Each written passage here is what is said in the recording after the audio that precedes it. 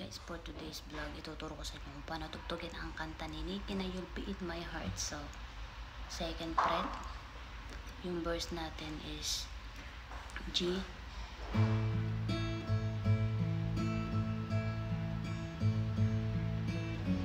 can't stop you crying, it'll be alright, just take my hand, hold it tight, see, protect you all around you.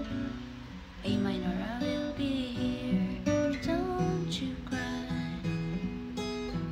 from one so small and seems so strong, my arms around you keep me safe and warm.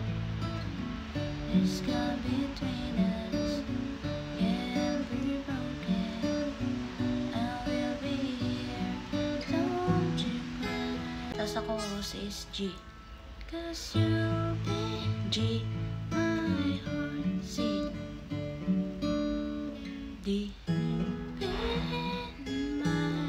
B minor, lipat sa M, stay, E minor, C, now and forevermore. Chorus ulit. Yes, you